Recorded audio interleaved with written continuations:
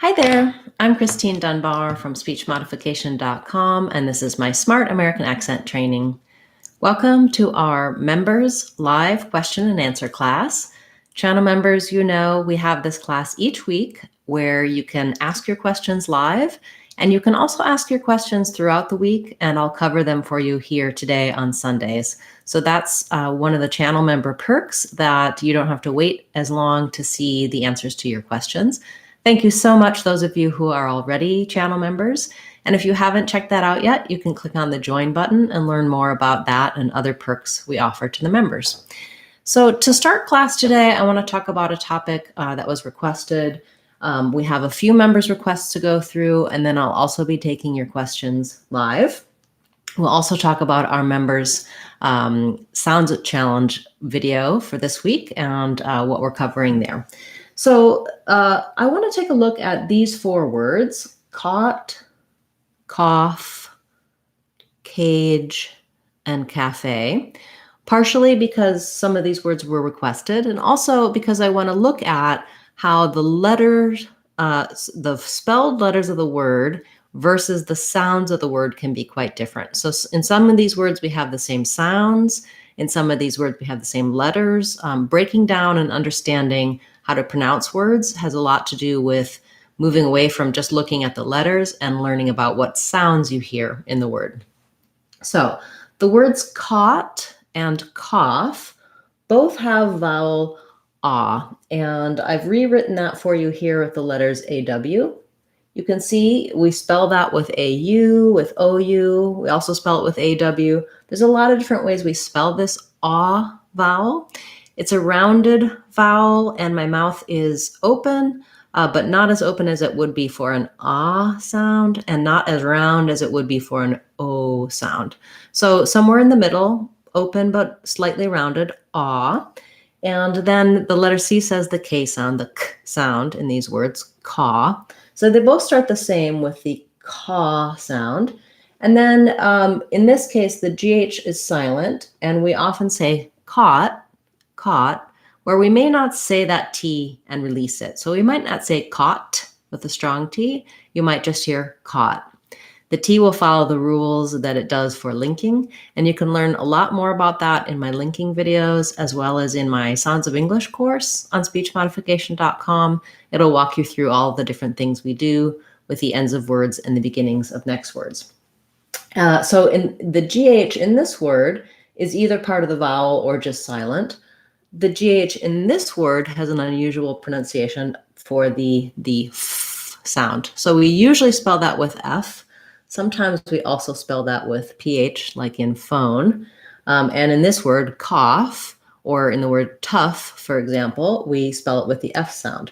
So we have the ah vowel still, and in this case, cough, we do say that F sound.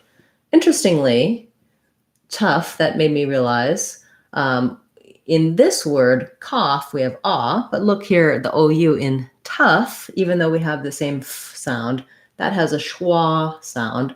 It sounds like rather than ah. So again, if I just relied on spelling, I wouldn't necessarily be getting those words correct. That is, as you know, a big part of why English is so difficult, is that our spelling rules aren't consistent. The same letters don't say the same sounds, and we don't spell the same sounds with the same letters. So you need to learn word by word. There are a lot of general rules for spelling, and I have some videos and resources, free lessons on speechmodification.com to help you out with that. I hope you'll check those out because they do tend to help. And then, of course, learning how to read the dictionary, learning what the IPA or International Phonetic Alphabet symbols are for the sounds can be really helpful. Again, if you start to learn the sounds, use our Sounds of English course to hear what you're listening for. That tends to really build you a strong foundation for pronouncing any word that you want. So we have caught and cough, and then we have the word cage. Again, our C says k, but here our letter A says the A diphthong. So in this case, in American English, A is glide between two sounds. We move from a tense e to a relaxed I. We close the mouth and relax the tongue as we go. A. For most people, just holding your A longer can be helpful. Also, most people say words like day or say with that correct vowel. Then when you say something like cage, what tends to happen is I hear more like kedge, where you're just doing the first part of the vowel and you're not holding it long enough. So avoid saying kedge. Don't use the from your native language, but a cage. So usually if I say the K part first and then I add my final consonant, K, cage, I'm able to get that vowel correct. Letters GE say the J sound in this word, as we spell with letter J at the beginnings of words, and often with GE or DGE at the ends of words. And then lastly, we have the word cafe. What's different here is these are all single syllable words, stress on the first syllable. In cafe, we have second syllable stress. So my fe is the long clear vowel. And it's my same vowel that's in cage, but in here I spell it with an E. It's got this little accent on it, comes from the French. And so in English, we use that diphthong A, different than how they would pronounce it in French. But thinking about if you build from the stress syllable, fe, cafe, you're going to get the rhythm right. You're also going to be able to get the vowels more accurately. Letter A in this one says vowel A, like in cat. So you can even pair it with a word like cat, the cat cafe, for example, in order to be able to get that vowel sound correct. So typically when I teach in my word of the day videos, I talk about using words in short phrases to build them up to be able to use the correct pronunciation. I would recommend that here as well, but I think this was requested more for the spelling and the sounds, and so I wanted to highlight each of these words and just give you some resources to help you understand and break down pronunciation. Great, so we have a few more requests that came in from channel members. I'm going to cover those first, and then I'll get to your live questions. Do feel free to put your questions in the comments at any time, and I'll get to them as soon as have completed talking about our member requests. And if you're a channel member, say hi so that I know you're here and I can greet you. Okay, let's see. We have Rose had a request this week, 2 requests. One was for the word adamant, and the other for adamantly. So let's talk about adamant first. This word is a little strange in that we have all of these A's, right? Different vowel sounds for each one. Often when a word starts with A, it's a schwa for that first A, but in adamant, the the first syllable is stressed. So we have the black cat vowel. So again, like we said with cafe, the A. So ada, we do a true D here, ada, because we're linking to the next syllable. The second A is a schwa, unstressed, adamant. And then we really basically don't say this last A. We just go right from the M to the N, mint. And that is a syllabic N there. So if there's any vowel there at all, it's a little reduced schwa or mint, munt, but mostly just try to go right from the M to the N. And then you might notice that I've been making this N sound really short. Adamant, mint. That's because I'm not saying that T. I'm shortening the N, stopping there to mark the T, but not actually releasing the T. So I can say adamant with a little release of air, a little true T, adamant. But typically in connected speech, I'm going to use a stop T there. He was adamant that we followed the rules. Good. And then that's important to know because when we add the ly, adamantly, I definitely do that stopped T. I'm adamantly opposed to voter suppression. So mently, stopping the T and just releasing into the L. Adamant and adamantly. Thank you for that request, Rose. That was a really useful one. And then Rose's second request this week was she's been working on the difference between ear, ears, and years. And we've talked about that in member classes before. And I do also have a video for ear and year that you can check out for the basics. But she said she's been practicing to say it with other numbers. So for example, how to say 2 ears versus 2 years. So we'll go through that for 2, 4, and 8. So for 2 years,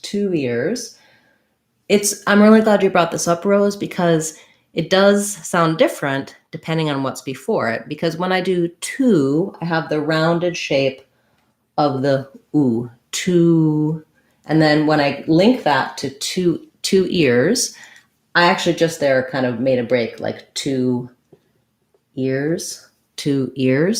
But if I were to link them, 2 ears, my 2 ears are listening, 2 ears, because I'm going from the oo to the e. There's a little bit of a W glide in there, 2 ears, versus 2 years. We have just our years, which has our y glide, which is the main thing we need to make sure we include it. 2 years, two. I'm not going to have any w in there because I'm moving from the oo shape to a glide. 2 years, 2 years. So 2 years, 2 years, my 2 ears, these 2 years. So that's a good way to practice it, definitely, because you're going to have a difference in what's happening, especially with something like two. If I do 4 years, 4 years, 4 years. If I glide between, my R might go a little bit on the ears. I think often if I'm doing listen with all 4 ears, I'm going to make a little bit of a break, 4 ears, and just start on the E with a kind of a hard glottal start on the E, because 4 years. Yeah, maybe I would link that a little bit, but not as clearly as I would with 2 years with that vowel to vowel linking. So 4 years, 4 years, 4 years, 4 years. Yeah, that's just naturally, again, going from to y. I think that it's actually might be easier to make that contrast when you're adding those. Maybe you're finding it harder. I hope not. But I think it's a great way you're practicing. And then when we add 8 years, and 8 years. For 8 years, 8 years, I either will make a stop T, 8 years, and again, that hard glottal beginning with the ear, or if I'm saying the creature in her drawing had 8 ears, then if I'm linking it, I might turn this into my flap. Sounds a little more like 8 ears, 8 ears. But 8 years, I'm going to definitely use a stop because then I restart on the glide. I've been studying that for 8 years. Okay, great. So I hope that helps. And I think that was a really good way to look at it. I think that'll be useful for other people besides you, Rose. So thank you for suggesting it. Okay, welcome everyone. Nice to see you. I'm going to go through and answer your requests. And as I said in the beginning, do feel free to ask your questions at any time. We have a question about followed by nasal sounds such as N, M, N, G, and K. Okay, so I do have, I've talked about this a little before.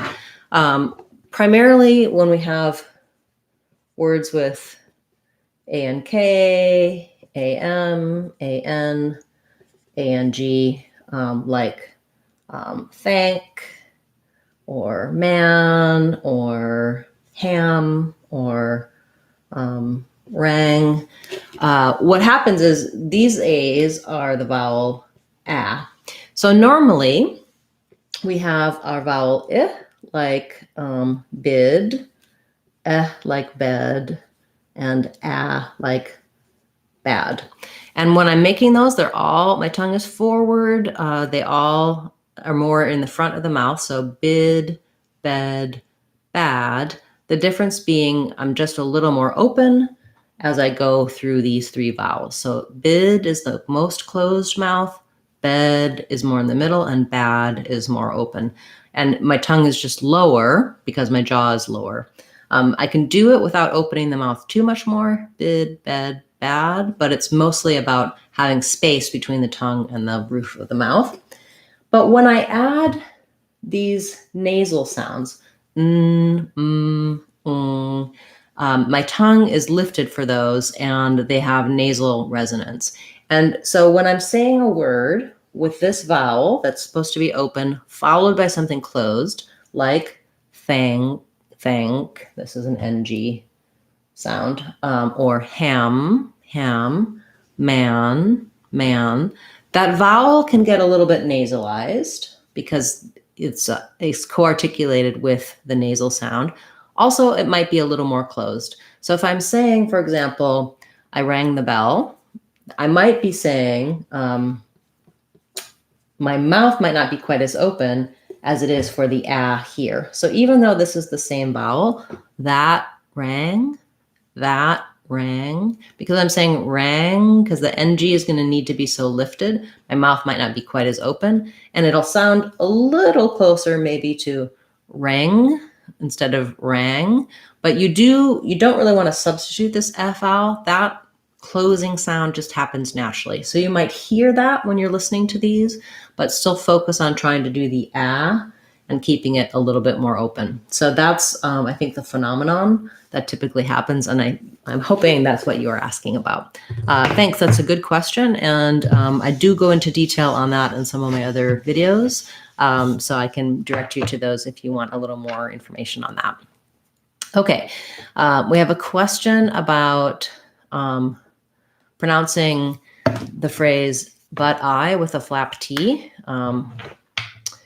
This viewer, he or she, has a problem with linking the T with the I. So is the T position the same as the L?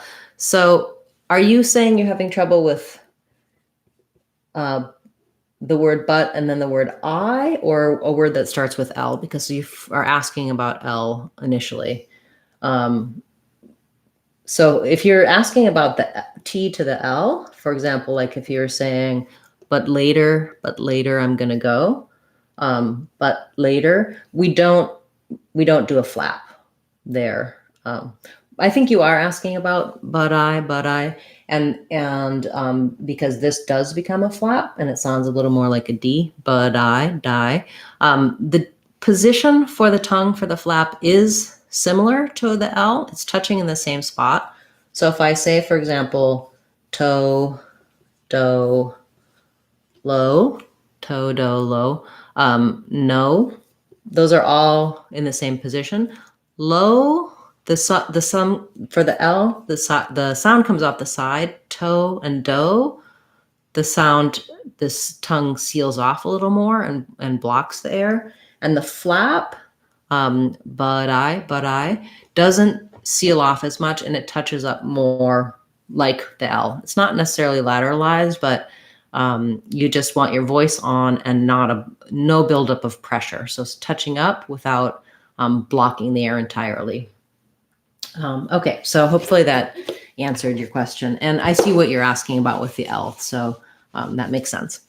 Okay, we have a question about when RL comes together, it is hard to pronounce. Yes, so I have a number of videos about words like girl, world. I recently on the word of the day covered twirl, swirl, earl, a bunch of words with the and the L together, girl.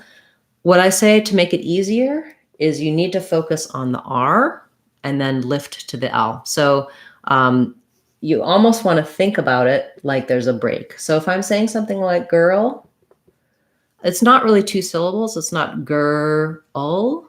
But if I break it up that way, girl, and I focus on keeping that tight back R and then having a little bit of a schwa, an sound before my L, girl, you're going to be able to put those two together. So work on your dark L, like in feel, fall, all, getting that back of the tongue down and the front of the tongue lifted, having the sound. And then also work on your her, sure, ger, were, etc. Whirl, world. So you need to work on the R separately and the L separately. Then you'll be able to put them together more accurately. And I would check out my videos for those particular words because it will help you break those sounds down. You can also check out just practicing on the L and the R sounds separately. I have videos to help you with that as well. then work on putting them together. Because you're right, it is challenging to do both when they're in close proximity like that. Okay. Question, is it necessary to pronounce ED ending sounds when speaking fast? Yes, for sure. Because if I don't put those in, like I moved in last week, if I let the ED off, I move in last week, it'll just sound like I'm making a grammar mistake. So in fast speech, what I want to try to do is link them. So you can sound kind of like moved in. I want that D to be there. Otherwise, it'll sound like move in. And that would be, when do you move in? I move in next week. I moved in last week. I really need that D there for sure. That's a common error that ED sound can drop off. Sometimes it sounds like D by itself, like moved. It'll sound like T, like walked. We walked together.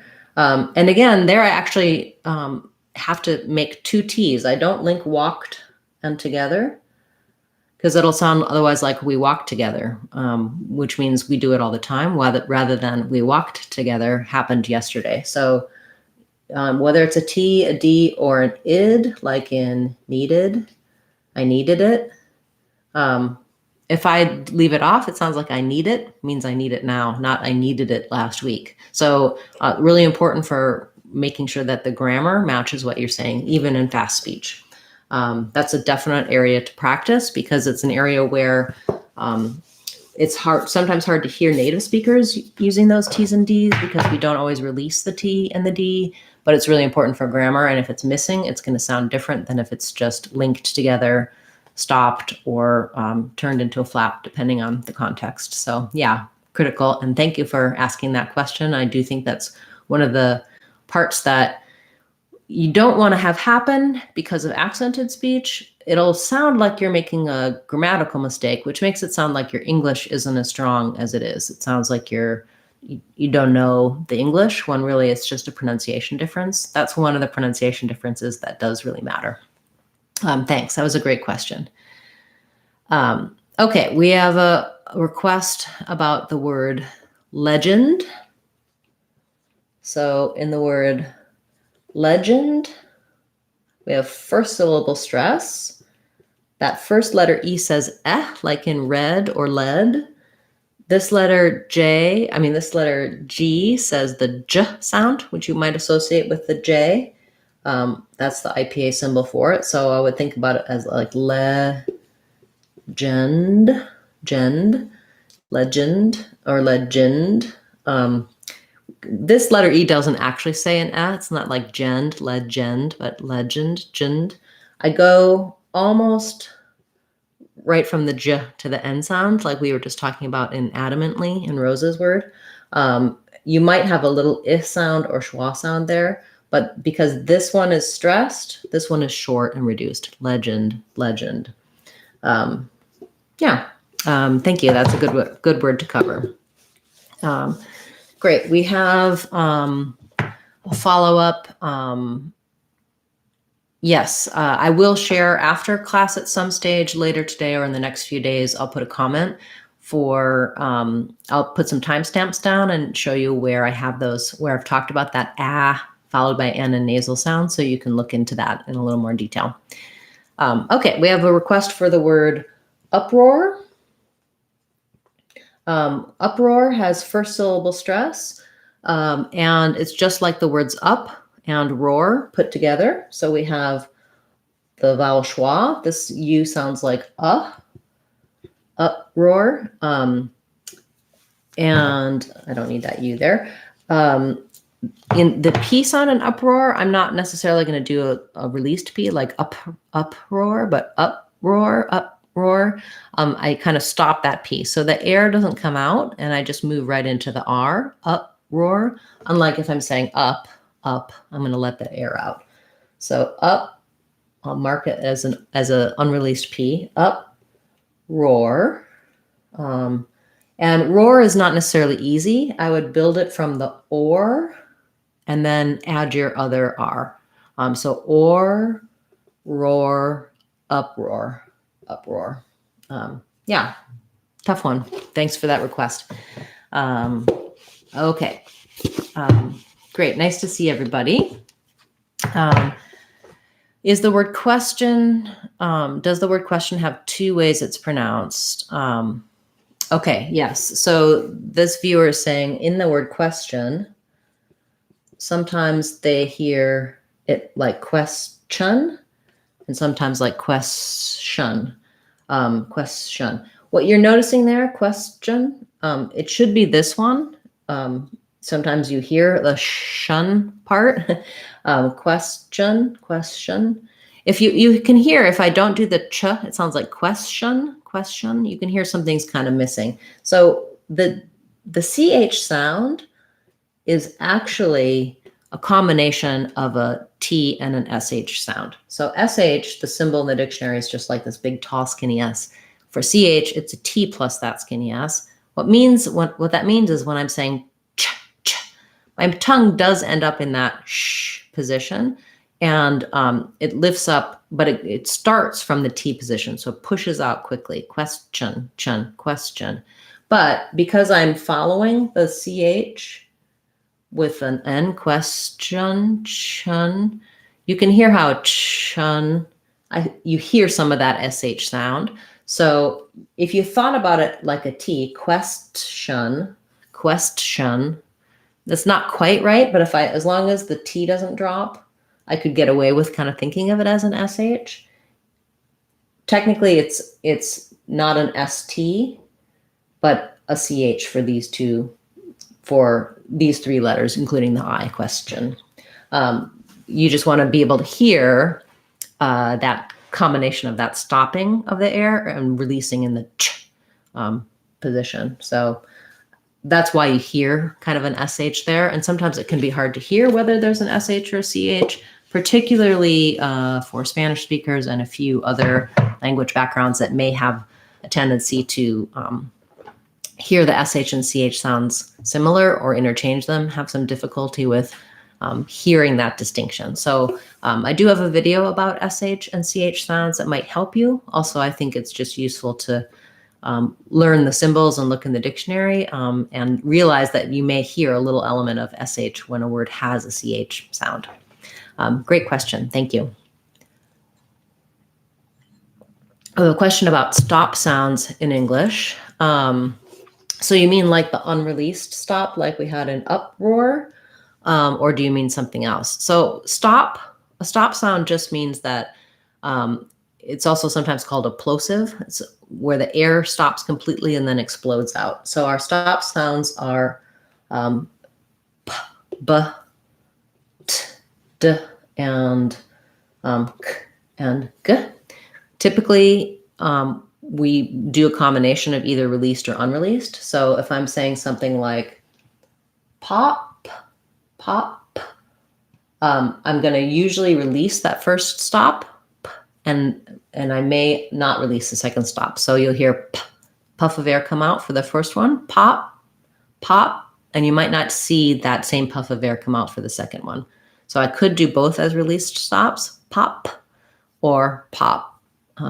So often when a stop comes at the end of the word, it'll be unreleased. At the start of words, pop, ball, talk, cook, those are going to have a release of air. They'll stop the air and then burst out. So that's what I mean by a stop sound. It's a category or a class of sounds. Okay, I'll take a couple more quick questions and then we need to wrap up for today. I'll be back again next Sunday with another members only class. If you enjoyed this class and you'd like to be able to attend on future Sundays, click on the join button and check out some membership options and you'll be able to join as one of our channel members. We also have this same class on Fridays at 12 o'clock Seattle time each week, and you don't need to be a channel member to join on Fridays. Also, as I mentioned in the beginning, channel members can ask their questions throughout the week. So even if you can't make it at this time, anything that you've asked throughout the week will get covered for you on Sundays. So that's just a little way that you can get some extra benefit out of the channel and also show your support for speech modification. Okay, last couple questions. Question about how do we find where is a short vowel sound or a long vowel sound in longer words? So I typically avoid using short and long, the labels short and long for vowels. I instead talk about what the vowel sound is. For a vowel that's held longer or shorter, what you can look for is the stress pattern in a word. So for example, a word like banana, you'll see in the dictionary the symbol like that before the stressed vowel, which means that in terms of how long I hold it, banana, the na is the long syllable and the ba and the n syllables are short.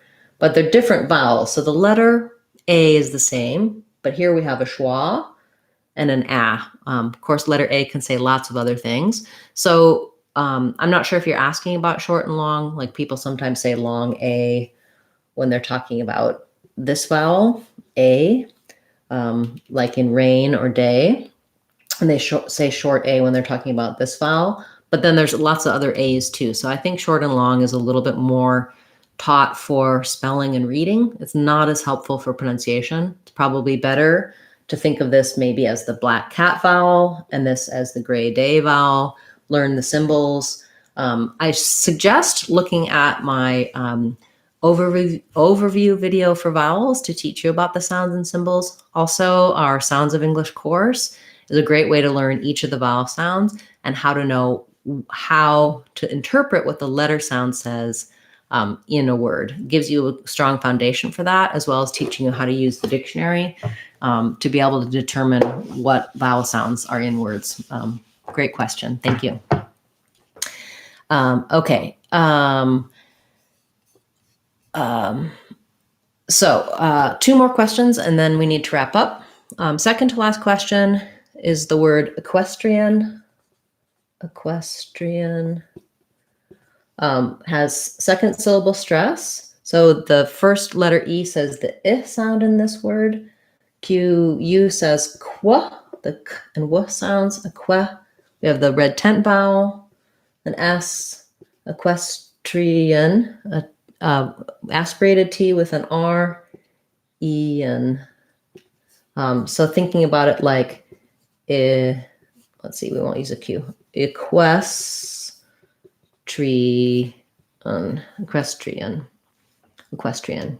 And that follows along with, we have another question about whether TR and tr and ch are the same.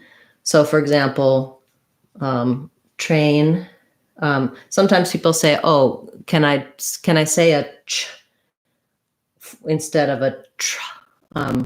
But you can hear how if I say train and chain, TR and ch are clearly different. If I think of train as being train with a CHR, train, that's a little closer. I still would try to make a distinction.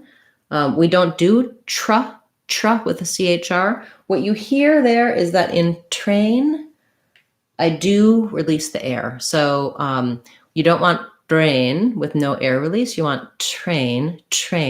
Your ear hearing that hears a similar kind of burst of air that comes out with ch. But I don't recommend trying to say train with a ch sound. Train. It sounds slightly different. This is going to be a little noisier and wider. Train. It does sound pretty similar, but they aren't exactly the same. So if it helps you to get that burst of air to think of it as a CH, then you can do it. Otherwise, know that certainly the CH sound and the TR sound are not the same without the R. Chain is obviously very different from train. But I think you meant CH plus R. So yeah, I don't know if you're the one who recently made some comments about that on a video that I responded to, but if not, there have been other people asking about that. So that's a really good question. And I'm glad I was able to cover it.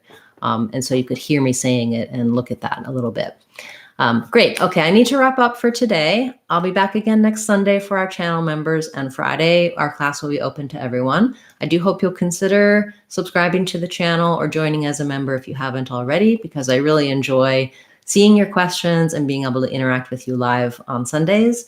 And thank you so much for being a part of class today. I look forward to seeing you again throughout the week with our Word of the Day videos, which will be back again tomorrow, and also in our Friday live class. I'm Christine Dunbar from speechmodification.com. Remember, if you want to sound like a native speaker, you can do it. speechmodification.com. Bye, everyone. Thanks for being here today.